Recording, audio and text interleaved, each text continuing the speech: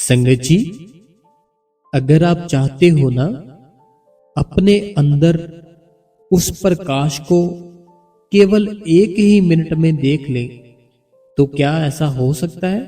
हाँ जी, ऐसा हो सकता है। अगर आप चाहते हो ना मैं अपने भीतर उस परमात्मा को एक ही मिनट में देख लूं और वो शब्द धुन जो आ रही है उसको भी मैं एक ही मिनट में सुन लूं, तो क्या ऐसा हो सकता है?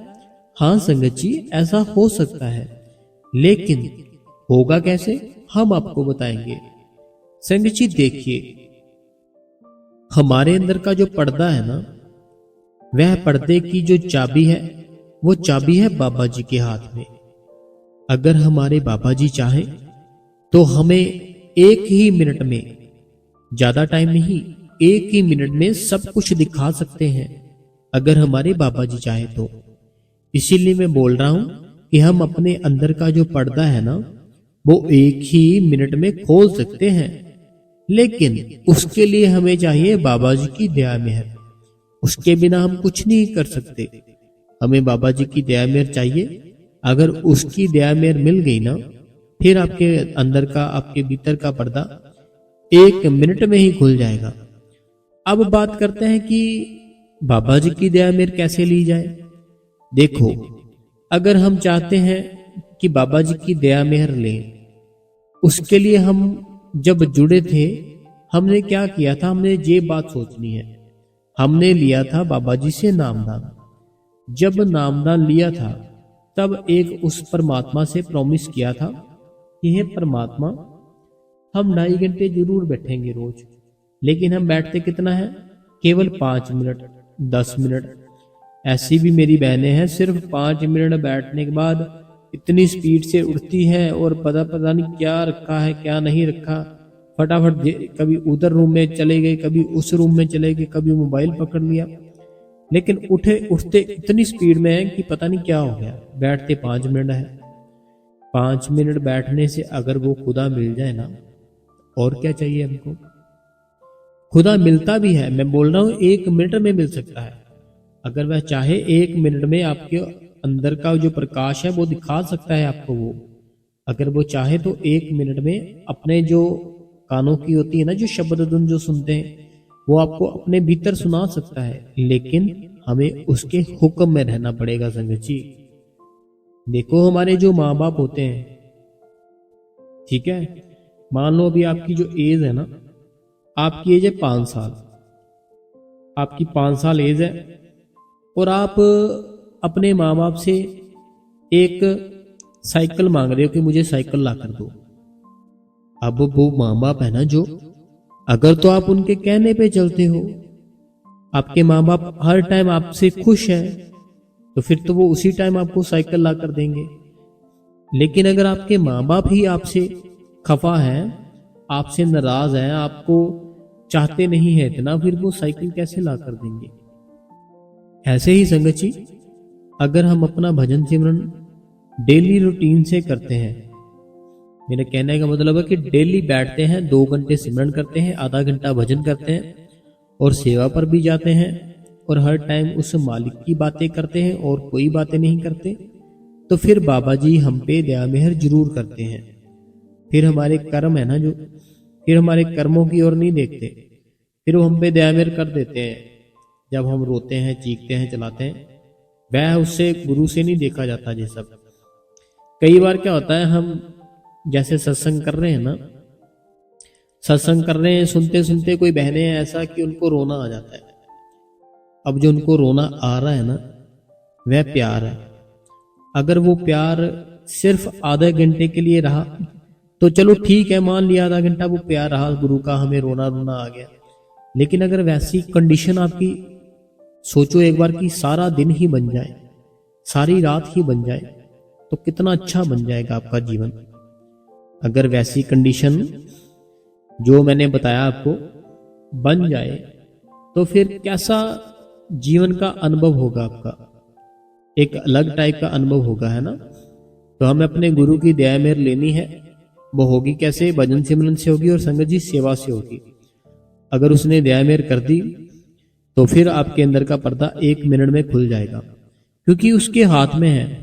बाबा जी चाहते तो वो एक ही सेकंड में हमारे अंदर का पर्दा खोल सकते थे। उनके पास है ताकत खोलने की, उनके पास है चाबी हमारे अंदर का जो जिंदरे लगे हैं वो खोलने की, लेकिन वो खोलते नहीं है कि इसके कर्म खत्म हो जाए। कर्म खत्म हो जाए फिर इसका जो पर्दा है खोलेंगे। लेकिन अगर वो मौज में आ जाए, अगर वो आपके ऊपर खुश है, तो फिर वो आपके अंदर का पर्दा एक सेकंड में खोल देगा, एक सेकंड में। और आप अपने अंदर वो शब्द सुन सकते हो, आप अपने अंदर प्रकाश देख सकते हो। लेकिन कब, अगर आपका गुरु आपके ऊपर खुश है और वो चाहता है आपका पर्दा खुले, तो वो फिर खोल सकता है, 1 मिनट में खोल सकता है। तो आपको अपने गुरु को खुश करना है। गुरु खुश कैसे होता है? सबसे ज्यादा होता है सिमरन भजन से, और होता है वो सेवा से और लोगों की मदद करने से। जैसे किसी को जरूरत है ना आपकी, तो आपने उसकी मदद कर दी, फिर आपका गुरु बड़ा ही खुश होगा, बहुत ही ज्यादा। इतना खुश होगा मैं बता ही नहीं सकता आपको। एक ना अंकल जी थे, अंकल जी बस में जा रहे थे, बस में जा रहे थे, अपनी सीट पर बैठे थे। एक महिला आई, वह अंकल उठ गए, वो अंकल उठ गए, उस महिला को बैठा दिया। तो बाद में वो महिला थी जो, जब उसने उतरना था उतर गई वो, और फिर से वो अंकल जी वो सीट पर बैठ गए। अब कोई एक बहुत ही प्यारा सा हट्टा कट्टा कोई लड़का आया, जिम जाने वाला, और वो जो अंकल जी थे खड़े हो गए, उनको बेटे को बोलते जो जिम वाले थे कि अब यहाँ बैठ जाओ। फिर वो यहाँ बैठ गए उसकी सीट पर। अब ऐसे ही करके कोई भी आता वो अपनी सीट पर सीट देते, उनको बोलते यहाँ बैठ जाओ, यहाँ बैठ जाओ। ऐसे करके ना उन्होंने सारा सफर किया। ये सारी की सारी बातें एक कोई बहन पीछे बैठी नोट कर रही थी कि ये अंकल जी कर क्या रहे हैं। कोई भी आता है उनको अपनी सीट दे देते हैं, चाहे उनको जरूरत हो ना हो। चलो पूछती हूँ उनसे। उन्होंने कहा अंकल जी आप क्या कर रहे हो, आप कितनी दूर से सफर करके आ रहे हो, और जब भी कोई आता है आप अपनी उनको सीट दे देते हो, चाहे बुजुर्ग हो चाहे जवान हो, चाहे किसी को जरूरत ना भी हो, तब भी आप उसको अपनी सीट देते हो। जिस कारण मुझे कुछ समझ में नहीं आया। वो अंकल जी कहते बेटी, मैं जो हूं, मैं अपनी जो सेवा अपने गुरु के लिए पैसों से नहीं कर सकता, क्योंकि मेरे पास पैसे नहीं है। वो बोलते अंकल जी, वो अंकल जी बोलते मेरे जो गुरु जी है ना, उनकी सेवा के लिए मैं पैसे नहीं दे सकता, और ना ही मैं इतनी सेवा कर सकता हूँ। मेरे पास जो होता है तो मैं वो दे देता हूँ। मैं ये तो कर सकता हूँ ना कि अपनी सीट किसी और को दे दूं, तो यही मेरी सेवा है।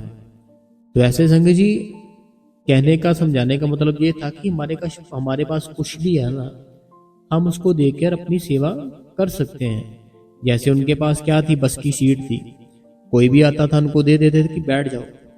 अब ये तो मदद ही कर रहे हैं ना, वो लोगों की भलाई कर रहे हैं ना सबका, क्योंकि उनके पास है क्या, उनके पास सिर्फ सीट थी। उन्होंने सारी बस में सीट थी जो कभी किसी को दे दी, कभी किसी को दे दी कि मैं भला करूं लोगों का। तो ऐसे आप भी कर सकते हो। एक मैं संगत जी आपको आज एक मास्टर जी की साखी है, बहुत प्यारी सी, वो साखी सुनाना चाहूंगा।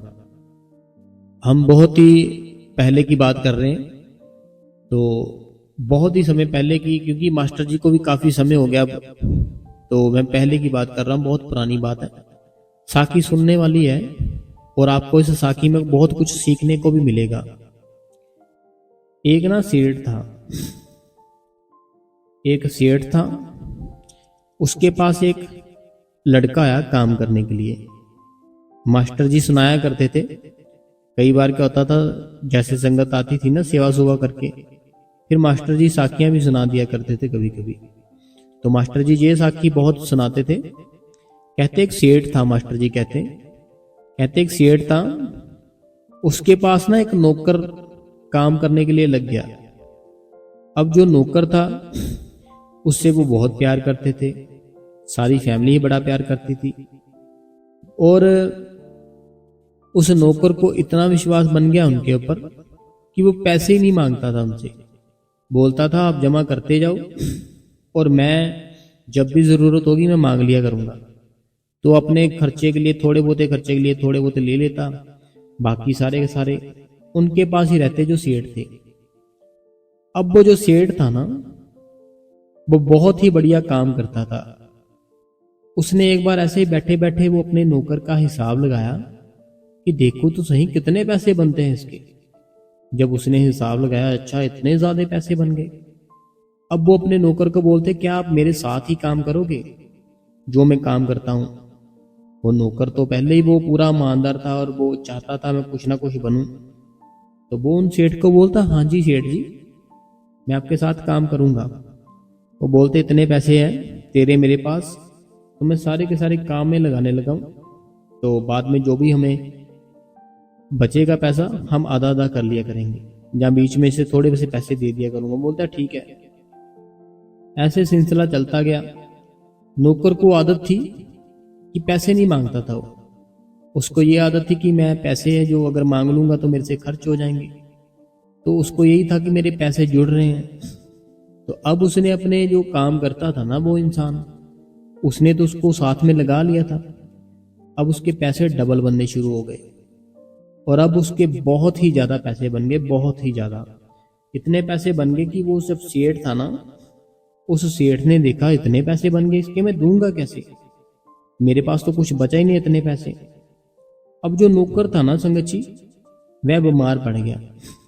जब वह बीमार पड़ा, अपने उसी सेठ जी को कहता कि सेठ जी, जो मेरे पैसे थे ना उनमें से कुछ पैसे देना, मैंने अपना इलाज कराना है।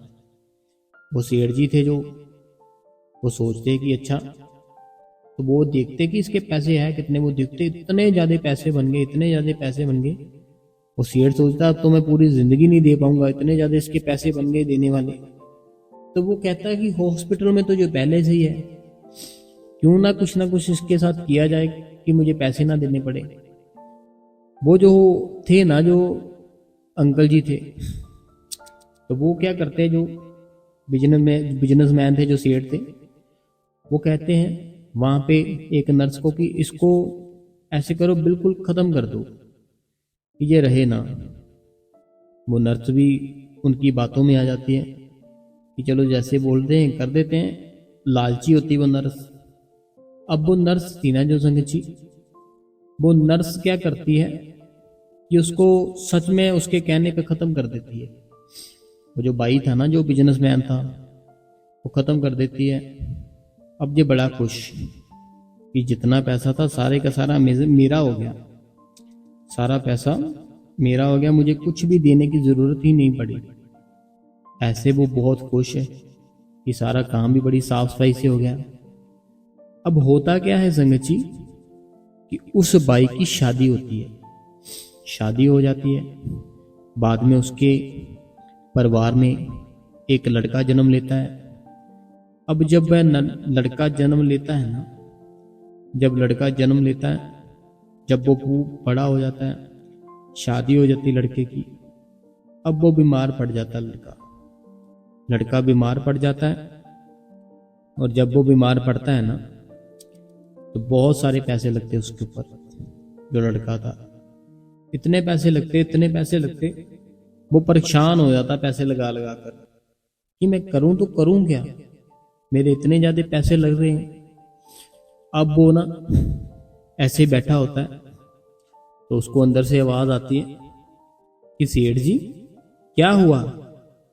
वो देखता है कि ये तो मेरे नौकर की आवाज है, ये मेरे बेटे के कमरे से कैसे आ रही है। वो जाता है, जल्दी जल्दी देखता है, तो वो बात करता है उसके साथ, कहता सेठ जी अभी तो शुरू हुआ है काम, अभी तो मेरी जो रकम थी ना, वो रकम भी मेरी पूरी नहीं हुई, अभी तो ब्याज बाकी है। अभी ब्याज था ना जो बाकी है, अभी मेरी रकम पूरी नहीं हुई, तैयार हो आप। तो उसके जितने पैसे थे ना संगत जी, सारे के सारे उसके ऊपर लग जाते हैं। अब वो अंकल जी पूछते हैं कि चलो मान लिया मैंने तेरे साथ गलत किया था।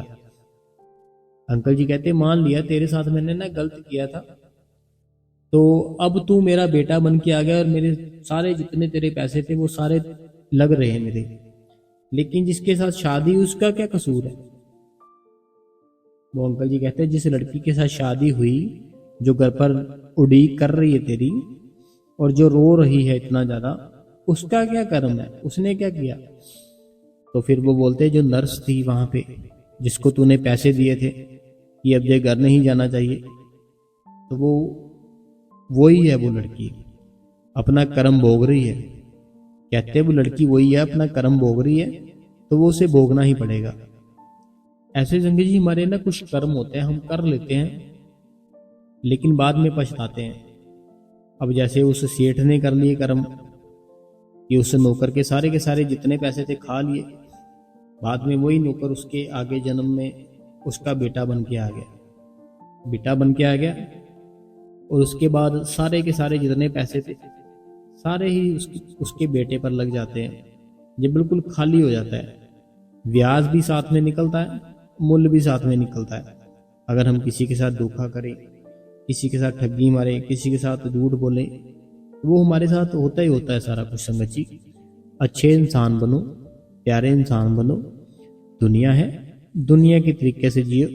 ऐसे नहीं कि बस कुछ भी मन में आया कुछ भी कर लिया, मन नहीं। भजन सिमरन सबसे इम्पोर्टेंट है, भजन सिमरन करो। बाकी दुनिया की चीजें यहाँ से ली यहाँ छोड़ जाओगे, तो भजन सिमरन ज्यादा से ज्यादा किया करो। बाबा जी चाहे तो 1 मिनट में आपके अंदर का पर्दा खोल देंगे, आपको प्रकाश भी दिखेगा, शब्द धुन भी सुनाई देगी, लेकिन चाबी बाबा जी के हाथ में है। अब आपने खुश होना है, खुश होकर उस परमात्मा से चाबी मांगनी। परमात्मा चाबी दे दो और खोल दो मेरे अंदर का रास्ता, वो खोल देंगे। तो अभी हम कमेंट पढ़ते हैं संगत जी। काफी समय हो गया, क्योंकि समय तो इतना नहीं हुआ लेकिन टाइम हो गया, कमेंट पढ़ने पड़ेंगे। राधा स्वामी बाबा जी, राधा स्वामी जूर जी, ये पूनम जी है अमृतसर से। राधा स्वामी मेरी बहन, तो ये पूनम जी है अमृतसर से। अगला सवाल है, कहते हैं राधा स्वामी बाबा जी, राधा स्वामी जूर जी, वीर जी जैसे असी पूरा टाइम नहीं दे सकते 2.5 घंटे, पूरा मॉर्निंग नू थोड़ा टाइम, शाम नू थोड़ा टाइम पहले पूरा कंप्लीट करते हैं तो नहीं हुंदा, मन नहीं लगता वीर जी कि पहला तुहाडा रोज रोज सत्संग सुनती हूँ, कोई मिस नहीं करती, फोन कितना टाइम वधिया, फिर सुनाई सत्संग टॉपिक के ऊपर समझाना थोड़ा सा। कहते हैं कि जैसे क्या हम ऐसे तोड़ तोड़ के भजन सिमरन कर सकते हैं? तोड़ तोड़ के क्या होगा कि हमारा जो ध्यान है वो एक जगह इकट्ठा नहीं होगा। हमने अपना ध्यान एक जगह इकट्ठा करना होता है, लेकिन अगर हम तोड़ तोड़ के करेंगे ध्यान भटकेगा। कोशिश यही करनी है एक ही बार में अपना समय पूरा करें। अगर नहीं होता तो फिर कोई बात नहीं, आप सिमरन करो, भजन करो, दिन में करो, रात में बैठो, जब टाइम मिलता है बैठो। अगला सवाल है, कहते हैं राधा स्वामी बाबा जी, राधा स्वामी जूर जी, दया करना वीर जी 1 महीने से मुझे राइट कान में बीप की आवाज सुनाई देती है, और जब मैं टीवी देखती हूँ तब आती है, क्योंकि मैं अमृत वेला चलिए टीवी से अटेंड करती हूँ, जो को वीर जी लाइव आता है। वीर जी बहुत बार किचन में खाना बनाते टाइम आती है बीप की आवाज़। तो वीर जी एक दिन शाम के 5 बजे मैं ऐसे ही रास्ते में, देखो पता क्या बात है बहन, जय बहन जी सऊदी अरबिया से जी, आपने जो बीप की बात बोली है ना, जी ऐसे है कि बातें आप किसी से साथ कर रहे हो, बातें करते करते ही आना शुरू हो जाती है। जैसे आपके घर पर है कोई, फैमिली में कोई भी है, बाहर है कोई भी है ना, उसके साथ बातें कर रहे हो, ठीक है, आपका बिल्कुल ध्यान भी नहीं है कि मैं भजन करूं, सिमरन करूं, कुछ नहीं है, बातें कर रहे हो उनके साथ, ये आवाज एकदम से शुरू हो जाएगी जो बीप की आवाज होती है। तो आपको कुछ नहीं करना, आपको आनंद लेना, उसको सुनना है बस प्रेम से। अगर उसको सुनते जाओगे मालिक को आपके ऊपर दया मेहर करेगा। राधा स्वामी बाबा जी, राधा स्वामी वीर जी, ये मलेशिया से हैं। तो ये राजिंदर जी कहते हैं आपका सत्संग बहुत ही अच्छा होता है और हमें बहुत कुछ सीखने को मिलता है, और थोड़ा सा टाइम चाहे मिले हम बैठते जरूर है, और बहुत बहुत शुक्रिया करते हैं। राधा स्वामी जी कहते हैं, और जो बात आपने दुख की बात बताई हमें बहुत दुख लगा, लेकिन क्या करें। तो ये मलेशिया से राजिंदर जी है, क्योंकि जो इस दुनिया में आया है वो जाएगा, तो दुख होता है कई बार, कोई बात नहीं। राजस्वामी बाबा जी, राजस्वामी महाराज जी, राजस्वामी वीर जी राज स्वामी जी, मुझे तो अपने बाबा जी पर खुद से ज्यादा विश्वास है। बचपन से ही विश्वास विश्वास है भारती। तो विश्वास हमारा पक्का होना चाहिए गुरु के प्रति, फिर वो हमारे बेड़े पार है। क्योंकि बाबा जी खुद कहा करते थे कि विश्वास वाले ने बेड़े पार ने। तो विश्वास रखो, बेड़ा जरूर पार लगाएगा वो मालिक। राधा स्वामी प्यारे बाबा जी, राधा स्वामी प्यारे हजूर जी, राधा स्वामी वीर जी प्यारे वीर जी, शुक्रिया शुक्रिया शुक्रिया मेरे सतगुरु, दया मेर करना, शुक्रिया जो जलंधर कैंट से है। राधा स्वामी बाबा जी, राधा स्वामी हजूर जी, राधा स्वामी वीर जी, रोज सत्संग सुनती हूँ और दिन के बाद सत्संग सुनना अच्छा लगा। आपने मेरे सवाल का जवाब दिया, तो थैंक्स राधा स्वामी जी। राधा स्वामी वीर जी, आपका सत्संग डेली सुनती हूँ मैं। तो मैं गांव से हूँ, मेरे पास पड़ोस सब देवी देवता का पूजा करते हैं। मैं नहीं करती, सिर्फ बाबा जी को मानती हूँ। तो क्या मैं सही करती हूँ? सीमा, जो सीमा जी है उत्तर प्रदेश से, देखिए सीमा जी, हमें रिस्पेक्ट, इज्जत और ये सारा कुछ सबको देना है, लेकिन जो भजन सिमरन है, जो ख्याल है, भक्ति, वो केवल एक की करनी है जो आपने बाबा जी से ले रखी है। अगला सवाल है वीर जी, हस्बैंड वाइफ के रिश्ते बारे में बताए कि हम भजन सिमरन में इस कमरे में कैसे बैठे जिस कमरे में हस्बैंड वाइफ का रिश्ता होता है, बिना नहाए गति पर बैठ सकते हैं। इनका ये कहना है कि जैसे क्या होता है कि जो हस्बैंड वाइफ होते हैं, तो अभी जो उनके जो कर्म होते हैं, ठीक है, जब वो संभोग कर लेते हैं जो हस्बैंड वाइफ होते हैं, इनका ये कहना है कि क्या हम ऐसे ही बैठ सकते हैं बाद में भजन सिमरन के लिए, या हमें नहाना चाहिए। देखिए बात पता क्या है, हमारी जो बॉडी है, हमारी बॉडी के अंदर वो बैठा हुआ है। तो अगर हमारी बॉडी थोड़ी सी शुद्ध होगी, अच्छी होगी, पवित्र होगी, फिर थोड़ी सी संभावना है कि वो जल्दी आता है। अगर नहा सकते हो तो नहाना पड़ेगा आपको, नहाना जरूरी है। क्योंकि हस्बैंड वाइफ ने अगर संभोग किया है तो बार बार ध्यान फिर उधर जाएगा। तो इससे अच्छा यही है कि हम नहा लें। तो नहाना चाहिए, फिर क्या हुआ, ठंड है, गर्मी है, नहाओ, कोई बात नहीं, नहाओ, अपना भजन सिमरन करो। वीर जी, जो मैं इस बार प्रति नहीं रखती छोड़ने के लिए क्या करना? इनका कहना है कि वीर जी, जो हम व्रत रखते हैं ना, तो इस बार मैंने नहीं रखा, तो हमें मैं इसकी खत्म करने के लिए क्या करना चाहिए? कुछ नहीं करना, भजन सिमरन करो। नहीं रखा व्रत तो नहीं रखा, बस बात खत्म। अगला जो सवाल है अनीता देवी जी का, कहते हैं राधा स्वामी बाई जी, बाबा जी और हजूर जी को भी राधा स्वामी जी, भाई जी आपकी तबीयत ठीक नहीं लग रही है, अपना ख्याल रखा करो वीर जी। भाई जी आपसे कितना प्यार है संगत को, 2 दिन सत्संग नहीं किया तो सब कितना प्रेम पर परेशान हो गए। तो सत्संग बहुत ही अच्छा था राधा स्वामी जी। तो ये बाबा जी के दया मेहर है, बाकी हमारी तबीयत बिल्कुल ठीक है। कभी कभी बोलते बोलते ना गला एकदम से सूख जाता है, फिर थोड़ा सा ये प्रॉब्लम होती है, बाकी कोई प्रॉब्लम नहीं है। अगला जो सवाल है, कहते हैं राधा स्वामी बाबा जी, राधा स्वामी वीर जी, आज रात को तो डॉग वाली बात तो मेरे साथ भी हुई है। रात को मैं सिमरन में बैठी थी, तो कुछ देर में गली में एक डॉग बड़ी जोर जोर से भौंकने लगा। मुझे सिमरन में बहुत अच्छा लग रहा था, बट डॉग की वजह से मैं बहुत परेशान होने लगी। तभी मैं अरदास की कि बाबा जी प्लीज़ इसको चुप करवाओ, तो ताकि मैं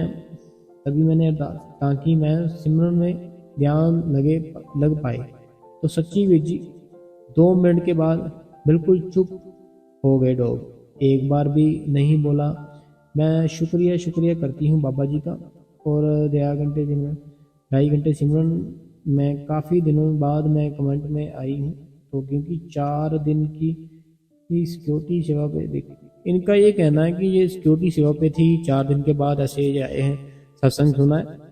तो ये ना जब सिमरन पर बैठे थे, तो ये कहते कि मैंने सिमरन पर बैठे बैठे बाबा जी से अरदास की कि जो डॉग है ना, जो वो बहुत भौंक रहे, परेशान कर रहे, इनका कुछ कीजिए। तो बाद में वो डॉग थे ना, जो अपने आप ही उनकी आवाज़ आना बंद हो गई, मीन्स कि कहीं और चले गए होंगे वो। तो वो मालिक है ना, वो मालिक हमारे पास खुद आता है, हमारे सारे काम करता है। वीर जी आप हमेशा खुश रहो। आपकी बहन बहन दिल से दुआ है, आपकी बहन की दिल से दुआ है बाबा जी से आपके लिए। बाबा जी आपको ऐसे ही रोज सत्संग कराते रहे बाबा जी। बट बहुत बहुत शुक्रिया करती हूँ। तो राधा स्वामी जी, राधा स्वामी जी, राधा स्वामी जी, वीर जी आज भी आपका सत्संग बहुत ही अच्छा था, बहुत हिम्मत मिलती है वीर जी। आप सत्संग के हम हाँ आपके सत्संग के बिना हम नहीं रह सकते, हमें आदत हो गई है। तो ये परमजीत कौर जी है। परमजीत कौर जी बहुत बहुत शुक्रिया, आप हमारा डेली सत्संग सुनते हो, डेली कमेंट भी करते हो। तो परमजीत जी हम बहुत ही आपका शुक्रिया करते हैं। अगला सवाल है, कहते हैं राधा स्वामी जी, जो आपने बेटी और पिता के बारे में बहुत ही अच्छी साखी सुनाई। तो ये रूपानी जी है, मनोहर रूपानी बेंगलोर से। इनका ये कहना है आपने जो पिता और बेटी की जो साखी सुनाई बहुत ही प्यारी थी, तो बहुत कुछ सीखने को मिला। तो ये कहते हैं कि ये तो पक्की बात है कि सतगुरु के ऊपर अगर हम विश्वास हमारा पूरा है ना, तो फिर हम कभी भी नहीं रोल सकते। विश्वास हमारा 100% होना चाहिए अपने गुरु के प्रति। ये मनोहर जी रूपानी जी हैं बंगलौर से। राधा स्वामी वीर जी मैं कहते हैं कि मैं चौकड़ी लगाकर नहीं बैठ सकती, क्या करूं भजन सिमरन बिना। देखिए कुछ ऐसे हैं लोग जो कि चौकड़ी लगाकर नहीं बैठ सकते, थोड़े से हैं, ज़्यादा नहीं है। तो मैं उनके लिए यही बताना चाहूँगा, एक ना छोटी बिल्कुल बच्चों वाली चेयर आती है, फिर आप उसके ऊपर बैठ सकते हो। बच्चे बैठते ना, जैसे छोटी सी चेयर आती है, वो आप ले लो, उसके ऊपर बैठ के आप कर सकते हो। लेकिन अगर आपकी एज बहुत ज़्यादा है या आपको फिजिकली कोई प्रॉब्लम है, फिर अगर आप ऐसे नॉर्मली हो फिर नहीं ऐसा करना, फिर आपको चौकड़ी मारकर ही बैठना है। ठीक है संगत जी, तो आज का सत्संग सवाल जवाब बस इतने ही थे। तो कल के लिए संगत जी आप इस गुरु कृपा चैनल को सब्सक्राइब कर ले, बेल नोटिफिकेशन को ऑल पे कर ले, कमेंट बॉक्स में अपना नाम, अपने शहर का नाम और राधा स्वामी लिख दीजिए। राधा स्वामी जी।